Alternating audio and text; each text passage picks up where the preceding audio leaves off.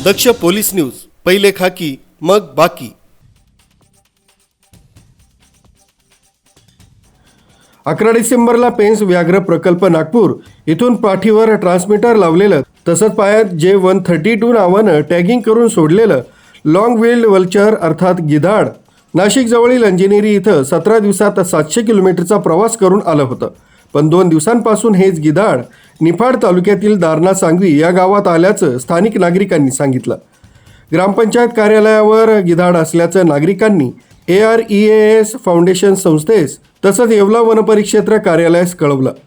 तेव्हा संस्थेच्या सदस्यांनी आधुनिक बचाव पथक निफाडच्या मदतीनं या सुरक्षितरित्या पकडून वरिष्ठांच्या स्वाधीन केलं।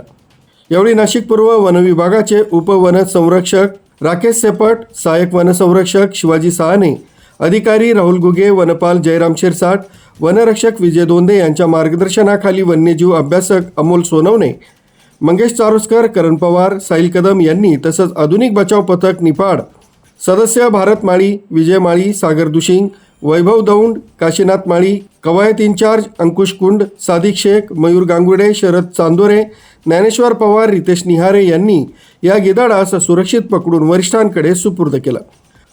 अंजनेरी पर्वतरांगेत दिसणारे गिधाड इतर ठिकाणाहून लुप्तप्राय झालेले आहे। त्यांचं संवर्धन होणं काळाची गरज आहे। घुबड पक्षाबद्दलही अनेक गैरसमजुती आहेत। पेन्स टायगर रिझर्व्ह नागपूर इथं बॉम्बे नॅचरल हिस्ट्री सोसायटीच्या संशोधकांनी बंदिवासात जन्मलेल्यांना निसर्गात मुक्त करण्यात येत आहे। 14 गिधाडांची दुसरी तुकडी हरियाणाच्या पिंजोरमधून 24 एप्रिलला पेन्स व्याघ्र प्रकल्पातील पक्षीगृहात आणण्यात आलं होतं। त्या गिधाडांना 8 महिने उदर भरण्याचं प्रशिक्षण दिलं गेलं। 14 गिधाडांना मागील महिन्यात GSS टॅग लावण्यात आले आहेत। यामध्ये लांब चोचीची 5 आणि 8 पांढऱ्या पाठीच्या गिधाडांचा समावेश आहे। या गिधाडांना जंगली गिधाडांसोबत जगण्याचं प्रशिक्षण दिल्यानंतर त्यांना नैसर्गिक अधिवासात ट्रान्समीटर लावून 11 डिसेंबरला मुक्त करण्यात आलं।